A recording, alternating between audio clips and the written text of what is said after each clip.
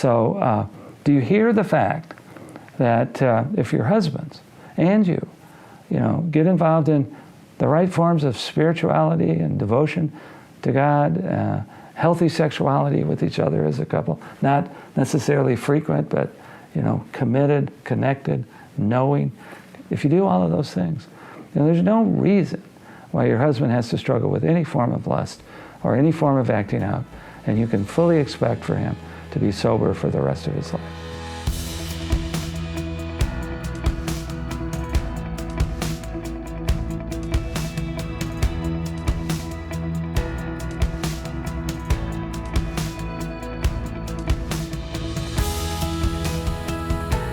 Welcome to the Faithful and True podcast. Today we'd like to offer you a legacy presentation by Dr. Mark Laaser. The video that we're about to show you has been traditionally shown to the wives when they attend the Women's Journey workshop. It's a video of Dr. Mark Laaser explaining the characteristics of sex addiction. This helps give a clear perspective to those wives of the husbands that struggle with sex addiction. Here now is Dr. Mark Laaser and the characteristics of sexual addiction. We're going to talk tonight about definition of addiction so that hopefully you can have a better understanding of that. In the process of that, we're going to talk a little bit of neurochemistry, and in the process of all of that, I want to leave you with a lot of hope that your husbands can, in fact, transform their brain. Are you with me so far? Well, I want to hear a collective amen wherever you're sitting.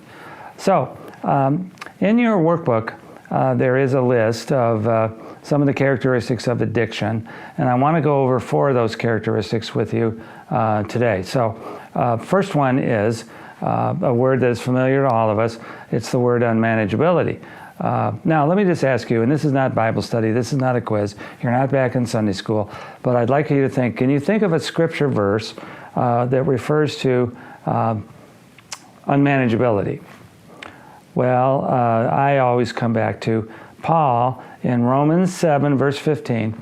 He says, "The good that I would, I don't do. The evil that I hate, that is what I do."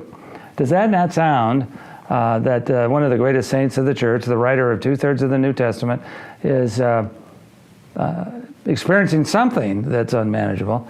Well, of course, we know another part of the Bible he talks about the thorn in the flesh and all that kind of thing. But I think Paul is talking in this whole section, by the way, in the book of Romans, chapters 6 through 9, he's really covering kind of original sin. What happened in the Garden of Eden is that, Adam and Eve were given everything. They were given one rule: you can't eat from this tree. And what did they do? They rebelled. And in an act of rebellion, don't you think they weren't trusting God?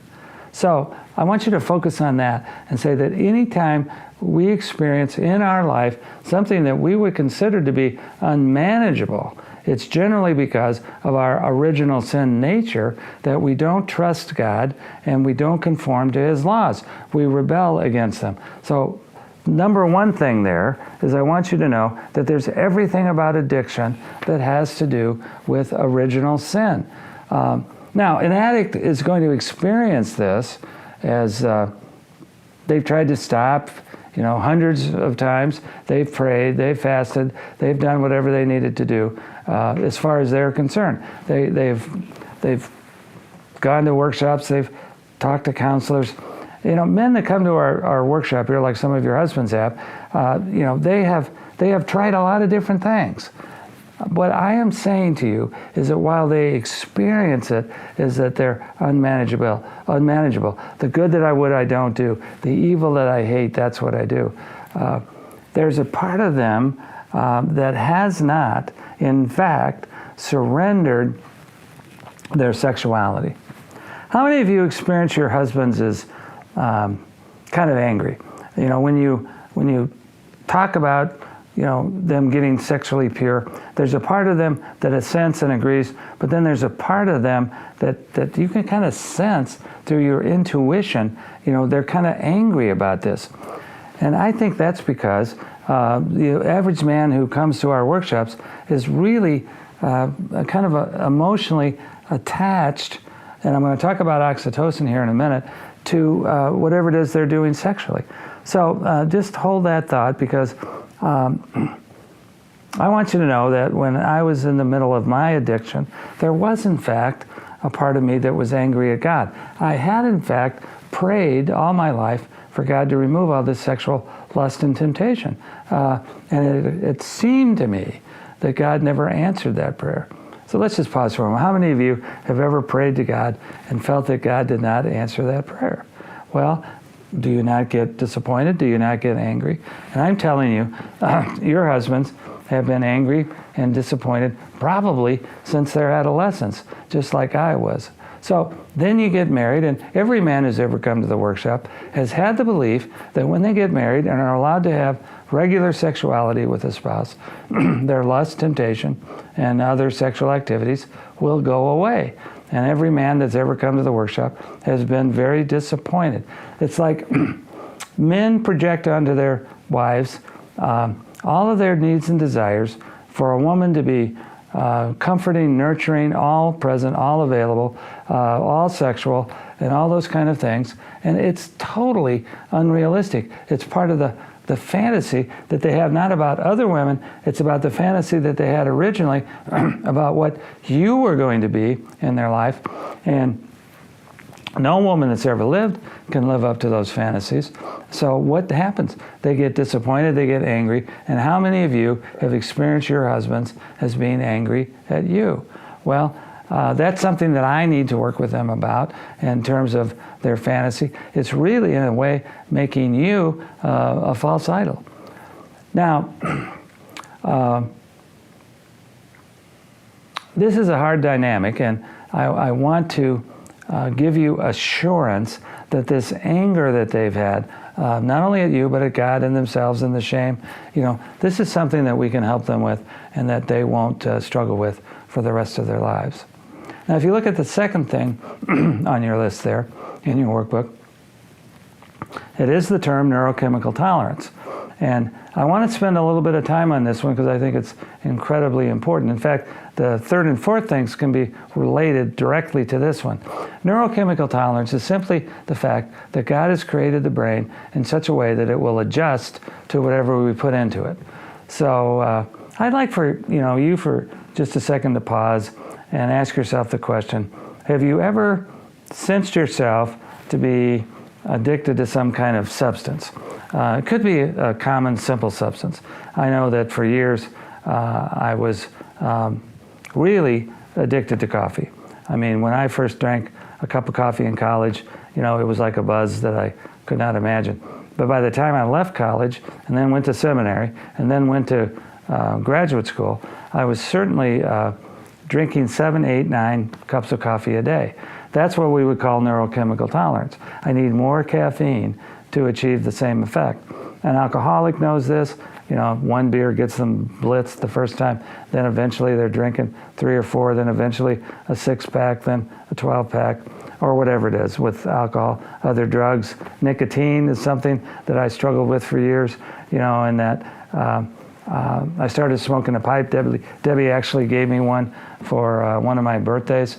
I guess I'd been talking about it, like I knew that Albert Einstein smoked a pipe. I knew that J.R. Tolkien smoked a pipe. I knew that C.S. Lewis smoked a pipe. And I guess I had the mistaken notion that if you really wanted to be intelligent, you needed to smoke a pipe. So she gave me a pipe. And the first time I lit this thing up, I just about choked myself to death. But I kept with it and never inhaled it, but I was obviously getting the nicotine just in the smoke being in my mouth through the membranes of my mouth. And before I finally quit the pipe, I pretty much had it in my mouth most of the time. And this was the days when you could still smoke inside. And I used to smoke, believe it or not, the pipe in the early days of my counseling activity. Can you imagine how obnoxious that was to the clients? But I thought it probably gave me a more scholarly counseling look to be smoking that pipe. What I'm saying is that there was a neurochemical tolerance to it that maybe need more nicotine over the years to achieve the same effect. Now, with sexual addiction, we need to understand what the neurochemicals are that are produced when we have sexual arousal. And I've diagrammed on the board over here just a kind of the classic bell-shaped curve. And this is a bell-shaped curve that was first created by Masters and Johnson, the great sex researchers of the 50s, 60s, 70s, and so forth. When they talked about, first of all, the idea of sex appearing in the brain. In other words, you get triggered out there, you see something sexually stimulating, and you get the idea of being sexual. That may lead to fantasy, that may lead to what we call lust, which is actually the imagination of acting that out. And before you even start acting out, the body is at that point producing two very powerful neurochemicals. One of them is called adrenaline, and the other one is called dopamine. I think you've all heard of adrenaline and dopamine. I will tell you, adrenaline is one of the main connectors of lots of different behavioral addictions, for sure. In other words, we've had gambling addicts come to the workshop who are also sex addicts. What is it about gambling that creates danger, the possible loss of money, and therefore adrenaline? Adrenaline is the addictive agent in gambling addiction. The same would be true of workaholism. It's like if you stress out over deadlines, you leave things to the last minute, you create fear, and that raises your adrenaline. Many people, myself included, I established a pattern in college where I would wait till the day before a paper was due to write it. Why was that? There was the fear of not getting it in on time, not getting a grade, not passing the class, not graduating from college, and that adrenaline is what would keep me up all night. You know, I was known to write a 20-page paper on a manual typewriter overnight when I was in college. That's the power of adrenaline. Adrenaline is part of our survival mechanism. Why is that? It's, well, if we fear danger, we fear being killed, God has put in our brain the instinct to be sexual so that we reproduce the race. So adrenaline, or norepinephrine as it's sometimes referred to, is cortisol and all that. I mean, it's just really one of the most powerful substances in the brain. When you combine it with dopamine, which is the pleasure chemical, why does God put pleasure chemicals in the brain? Because it's activities He wants us to repeat. If eating food is pleasurable, what does God want us to do? He wants us to continue to eat so we'll continue to live. If being sexual is pleasurable, why does He want us to do it again? Did He not say in the book of Genesis, be fruitful and multiply?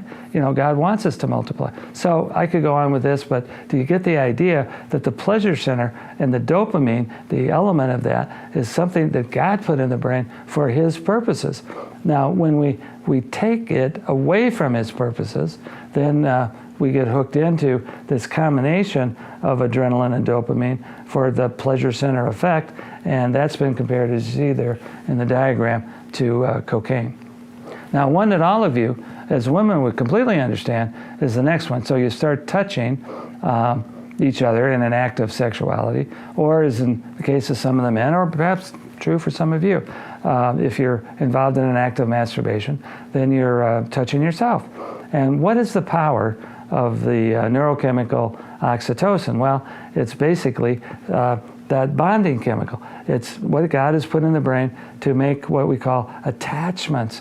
When you have a baby, the baby needs to attach. The baby needs the neurochemical oxytocin. If it doesn't get touched enough, held enough, fed enough, you know, what is going to happen? The baby's going to have a failure to thrive. And they may even stop growing if you're neglecting them.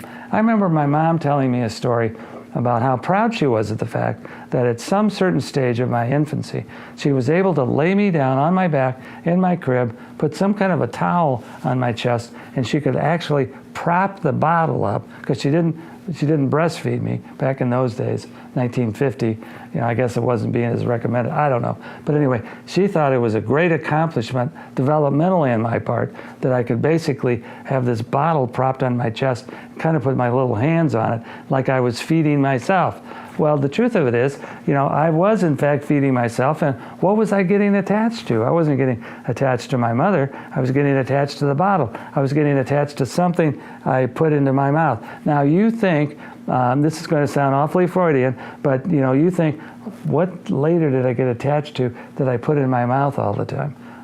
The pipe or food. I mean, this is kind of a setup to not get the oxytocin that we need, and we're getting attached to other things that may show up in our life in other different ways.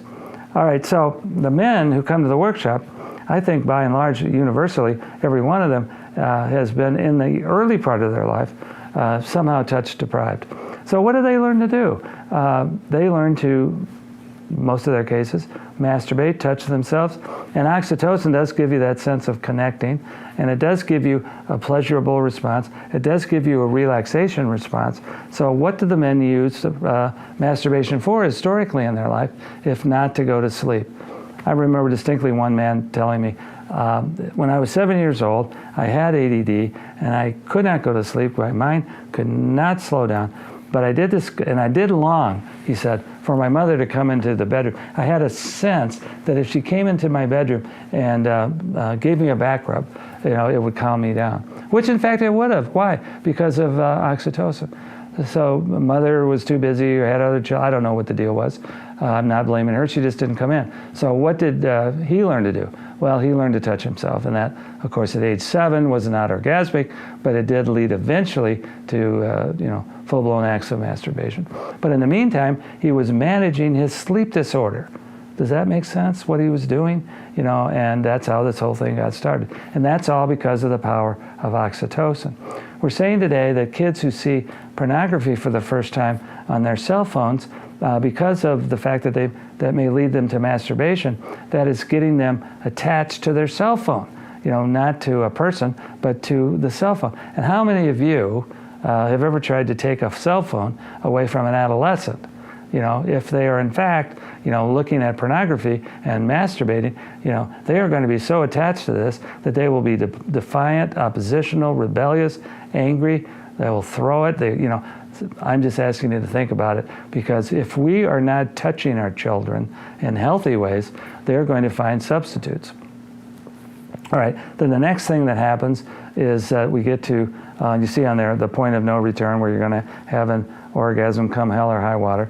And then you have the orgasm, and that has been discovered to contain a set of neurochemicals called the catecholamines. It's a group of neurochemical, and it's there in your workbook someplace. But in the meantime, just know that the effect of an orgasm has been compared to the power of heroin itself. So look at the front end. And then oxytocin, by the way, has been compared to the bonding kind of quality of marijuana. And then the back end, the orgasm, has been compared to heroin. Look at the neurochemical cocktail that's taking place in the brain. Now, I'm just going to alert you to something I'm going to talk about in just a minute. If you and your husband eventually have sex that is spiritually connected, we're not going to be talking necessarily about these same levels of neurochemical effects in the brain. So I want to give you some hope. It doesn't mean that you and your husband are going to be subject to getting addicted to all this kind of thing together as a couple. Although, perhaps how many of you historically have said that the sex in our marriage is purely biological in nature, and it feels like I'm just being used. I'm just like a vessel. We sometimes call that vaginal masturbation for the men, and it's like it is addicted sex in marriage. And I'm not trying to shame or guilt you, because I'm just guessing you know this, and I want to point you, starting here in just a second, to something much higher than that. Now, how many of you, if we are to look at this and say, if this is an addiction to which we have become neurochemically tolerant, what would we do? Well, if we were an alcoholic, we'd stop drinking alcohol for good, forever. If we were doing cocaine, we'd stop doing it forever. Hopefully, we'd get the right help, whether it's at a hospital or a treatment program or whatever. But with those substances, you can stop forever. With sexual addiction, if you're married and want to have a healthy sexual relationship in your marriage, you can't stop being sexual. Now, some of you may have right now a different reaction to that. You may say, well, I wasn't planning to be sexual with him again in this century. Or you may have another thought, and you've been reading some of these books out there in the Christian community that tell you that you have to have sex with your husband like every 72 hours in order to keep him sexually pure. By the way, have you ever been walking down the street and seen a man implode from lack of sexual activity, like his prostate is going to just erupt? That's complete biological nonsense. The idea that you can have sex with your husband often enough to prevent him from ever sexually fantasizing or acting out again is complete nonsense. It's just neuroscientific nonsense. In fact, I think it's really true to say, particularly in the early days of a husband's recovery, they need to be sexually abstinent so they can learn a lot more about sexuality that is a lot more healthy than that. I want to point you to a scripture verse real quick, 1 Corinthians 7:5. And it basically says, don't deprive each other. And that's the part the men particularly get stuck on. It's like, don't deprive me, you owe me sex. I'm going to quote Ephesians 5, your body belongs to me. All this kind of nonsense. So, but then it goes on to say, don't deprive each other except for a time and by mutual consent. So let me stop there before I get to the rest of the verse. If you guys in your relationship want to make sure that your husband is neurochemically detoxified, you are going to want to go through a period of abstinence. And this can be as short as 2 to 3 weeks, or historically we've advocated for 90 days, but I'm going to get to the reason for that here in just a second. But do you hear me? That for an addict to detoxify at the outside takes about 21 days. It may happen in 7, it may happen in 14. It depends on the level of frequency that he's gotten himself up to. And if you look at the third word on your list in your workbook, you can see that an addiction, because of neurochemical tolerance, will escalate over time. It'll get more frequent. Now, I want you to completely understand the idea that if we're going to reverse that and go into what we call detox, we need to stop being sexual, at least for a time, and it needs to be by your consent. You need to mutually agree on how long a time this is. Are you with me so far? Debbie and Beth and her staff can talk to you more about this, but I want you to stop putting any kind of pressure on yourself or any kind of responsibility on yourself for your husband's sobriety. Your level of sexual availability or sexual performance has absolutely nothing to do with his sobriety. Do you believe me? Do you trust me? Do you understand me? If you don't, take it up with your female staff, because I'm not there. That's the value of the fact I can spout off all these things on tape and so forth. But there are people there that if you have questions about this, and I'm certainly open to questions at other times through emails or whatever. All right, now, the rest of the verse is, let's say you do something more biblical, like 40 days. And so you're doing that. But what is the rest of the verse? It says, so that you can devote yourself to prayer and fasting. Well, I would just ask you, this is a dangerous question. And again, this is an advantage of not actually being there, I guess, that I can get away with dangerous questions. Although, let me be honest, if I was there, I've asked this question every time I have been there. And that is, how many of you would say that you don't have a spiritual connection with your husband? You have no spiritual discipline with your husband. You have no Bible study, any form of meditation, prayer life together. I believe the Bible is pretty clear that in order for us to be sexual, we need to have a spiritual connection. I take that from Genesis 4, verse 1, where that's the first instance of sex in the Bible. Adam is going to be sexual with Eve, and the word sex never appears in the Bible in either the Old or New Testament. So the word that's used in the Old Testament is yada, which is the Hebrew verb to know. So, you know how that's translated. Adam knew Eve. This is a verb that David uses in the book of Psalms to describe knowing God. He uses it all the time, to know God. So Hebrew words are a lot more holistic than some of the dualism of English words. So the holistic nature of it is that knowing is an act of spiritual knowing God, knowing each other emotionally and spiritually, and knowing each other physically. Those things should be combined. An act of sexuality should be based on the holistic nature of knowing. How many of you would say that you've gone into a sexual experience and you feel really spiritually connected to your husband? But that's the way it's supposed to be. And you may need to take some corrective time now to get yourself involved in some spiritual discipline. I want you to hear that when we have the men here at the men's workshop, we're going to encourage them about meditation, we're going to encourage them about Bible study, we're going to encourage them about prayer life, and we're going to encourage them to develop a spiritual practice with you, because it's out of that we want sexuality to take place. I want you to hear from me, first of all, that I expect when your husbands leave this workshop, their workshop, I expect them to be sober for the rest of their life. I think it's achievable, I know it's attainable, and that is if we don't have a high expectation, what are we trying to achieve? That's number one. Number two, I want you to hear that I don't want them to ever have sex with you again when they cannot honestly say that their brain is in the room with you. And you know when their brain is not there. They close their eyes and they go off to other places.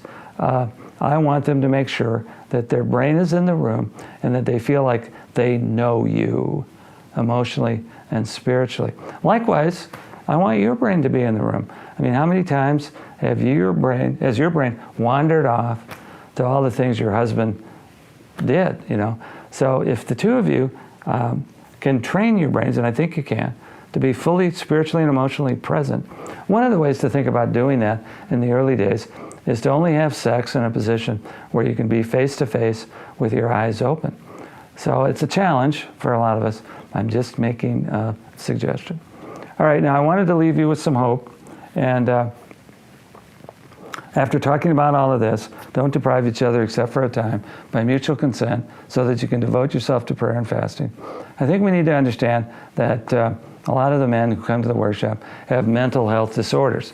So here on the board, I've just drawn a picture of the brain, and I want you to know that the number one thing we see at the men in the workshop, about 50+% of them have attention deficit issues. That's in the prefrontal cortex, where they're not getting enough blood flow. The second thing they have is anxiety, which is over here.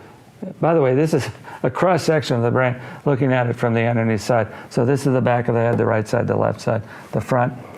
The left basal ganglia is the seat of anxiety, and a lot of the men have a lot of anxiety.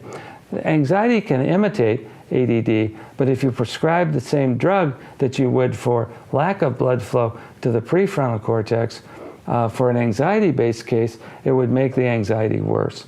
So this is all my beginning to advocate for accurate diagnosis. This part of the brain, the anterior cingulate, if it gets too much blood flow, it blocks information going back and forth, which women are traditionally better at than men. But if you have OCD, that means you get stuck and over-focused on things.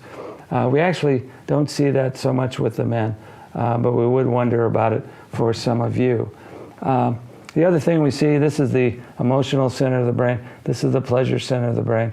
This is the memory center of the brain. It's all in the deep limbic system of the brain. And it's all part, at the top of the spinal cord. It's like it sits inside your head and is encapsulated by the neocortex. So if you have depression, it would show up here. And that would be the third thing we see with the men. So ADD, anxiety, and depression would be the top three things. Now, if your husband suffered from some kind of trauma, whether it was in his childhood or he's a veteran of Iraq or Afghanistan, they might have a problem in the cingulate, the right temporal lobe, which is kind of the source of mood stability and so forth, or mood instability, the emotional center and the anxiety center, and that is called post-traumatic stress disorder.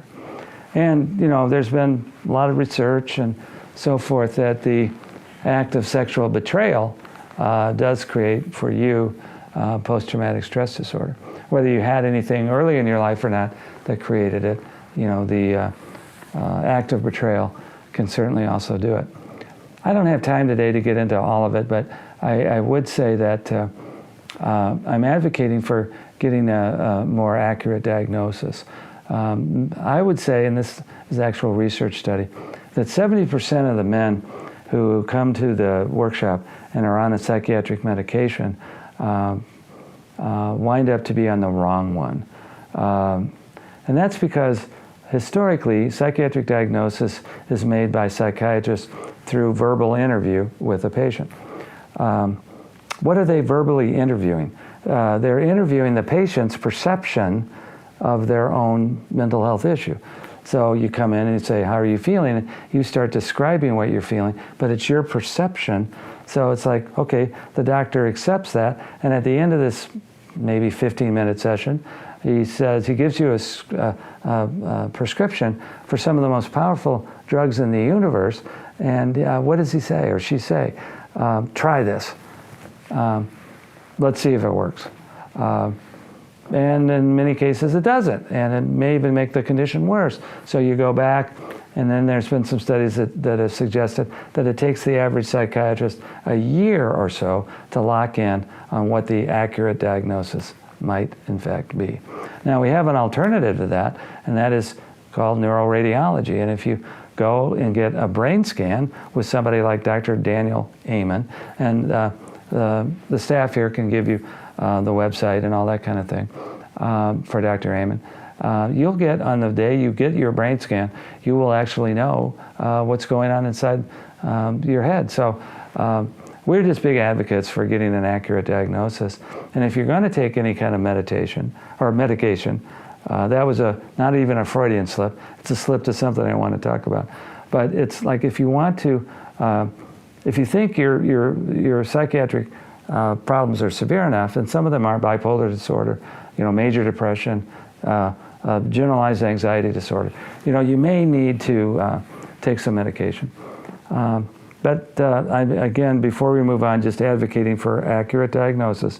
And then the next thing I would advocate for is what I have found to be more powerful in my life and the life of hundreds of men is meditation. Now I know at the workshop, Beth talks to you about a form of meditation called Lectio Divina. So I'm not going to get into that now, but I'm asking you to trust what she's teaching you, because I am finding it in the lives of hundreds of men that are doing it through our center is to be life transforming. And it could be for you too. I struggle with anxiety disorder, and I find that there's times when I'm able to do Lectio Divina when I can actually calm myself down without the benefit of lorazepam or anything else. Lorazepam is like Xanax, or one of the benzodiazepines that's used situationally with anxiety. Okay, but I do want to leave you with a lot more hope than all of this. Your husband can get adequate treatment, we can get accurate diagnosis, and all of that. But there was a study that was done at Vanderbilt University a number of years ago in which they were wanting to get, again, a brain scan of the activity in the brain with an fMRI, which is a functional magnetic resonance image, or the electrical activity of the brain, when a man is looking at pornography. So they had figured out a system where they had goggles that were plastic, because when you go in an fMRI tube, there can be no metal. And they were able to project videos through those goggles. They also hooked the men up to blood pressure, heart rate, and they also put a neonatal blood pressure cuff around their penises so they could measure whether their penis was getting erect. So the first 10 guys went in and they saw the electrical activity of the brain. The pornography came in, it went through the visual center of the brain, then it went right down to the pleasure center, and that pathway is called the pleasure pathway. And then it goes down the spinal cord and gets your heart rate up, your blood pressure up, and gets you erect. So that's what they saw. That was the first 10 guys. Then they wanted 10 men to go through the same exact study, the same exact videos that had at least 10 or more years of sobriety. And because of the research committee that I was on, and a number of us recovering sex addicts were on this committee, again, we couldn't just be recovering sex addicts. We had to have Ph.D.s or M.Ds or whatever. But so those of us that were recovering sex addicts, including Dr. Kearns himself, we got volunteered to participate in this study. So the day I went in the tube, I was obviously a little anxious about it because I hadn't seen pornography in a lot of years. And but as you'll see here in just a second, part of the hope of this is that I did not have a sexual reaction to it. So I don't think I acted out. But you be the judge here in just a second. So I go in the tube, and sure enough, in the middle of it, they show this 30-second clip. It was basically female nudity. It was a Playboy video. It's the kind of stuff I saw when I was 11, 12, 13, looking at Playboy magazine. So I recognized it as being familiar, I guess, in a part of my brain. But, I was focusing on other things, and I didn't have a sexual reaction as far as I could tell.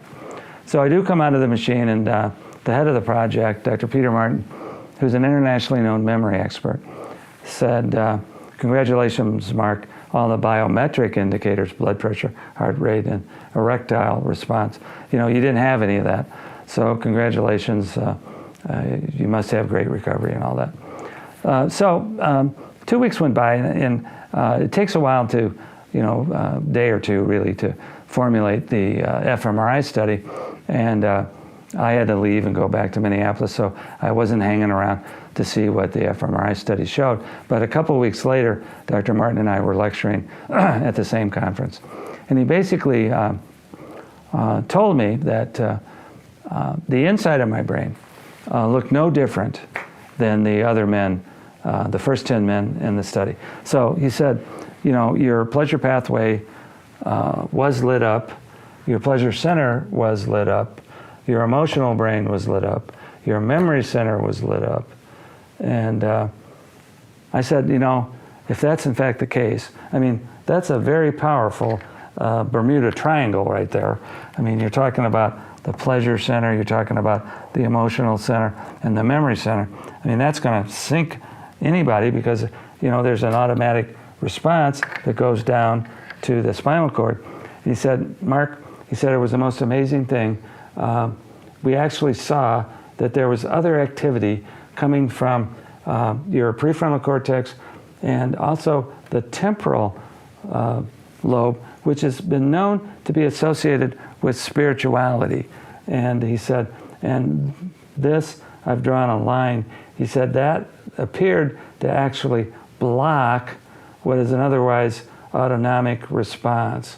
So he called it, in computer terminology, an override. He said to me, and he's a memory expert, he said, Mark, your memory center lit up because how many years did you look at pornography? And I said, 25. He said, it's all stored there. And when you saw pornography again, it just, boom, it just came up. Looked like Times Square on New Year's Eve. So I said, if that's in fact the case, how did I not have a sexual response? He said, it's because you blocked it, Mark, you blocked it. You blocked it with your spirituality. What were you doing there in the tube? And I said, well, in addition to laying there and being irritated by it, I was in fact trying to practice some of my meditation strategies. I was thinking about Debbie, I was thinking about scripture, I was thinking about focusing on God's word, and that's what I was thinking about. And he said, well, evidently, Mark, that kind of meditation activity has the ability to block what is otherwise an autonomic or automatic response. So I want you to hear about this last piece of hope. I honestly cannot remember the last time I struggled with any form of lust. Now, I don't say that to be narcissistic. I want you to hear that do I see sexual triggers out there in the world? All the time. They're out there, aren't they? You go on the internet, stuff's going to pop up. You go to the mall, there's going to be crazy stuff. You go to the state fair. I could go on and on. You go to church, for gosh sake. and there's going to be people that are inappropriately dressed. So there are sexual triggers everywhere. But do I take it and run with it and imagine what it would be like to be sexual with that person? I can honestly tell you, I cannot remember the last time that was true. It was certainly in the very early 1, 2, or 3 years of my recovery, but not lately. So do you hear the fact that if your husbands and you get involved in the right forms of spirituality and devotion to God, healthy sexuality with each other as a couple, not necessarily frequent, but committed, connected, knowing. If you do all of those things, there's no reason why your husband has to struggle with any form of lust or any form of acting out, and you can fully expect for him to be sober for the rest of his life. Thank you for joining us today on the Faithful and True podcast. We hope that Dr. Mark Laaser's message has opened your eyes to some of the realities around the characteristics of sex addiction.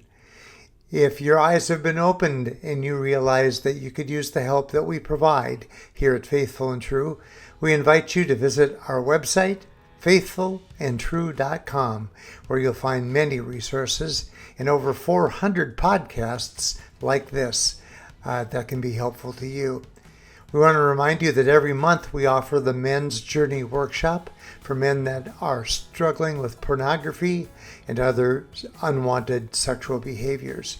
We also have the Women's Journey Workshop and the Couples Journey Workshops that we offer throughout the year on a somewhat quarterly basis there. So check out our website, faithfulandtrue.com, to see the many resources that are available to you. Until then, we hope that this coming week will be a week for you that's filled with many blessings and with great vision.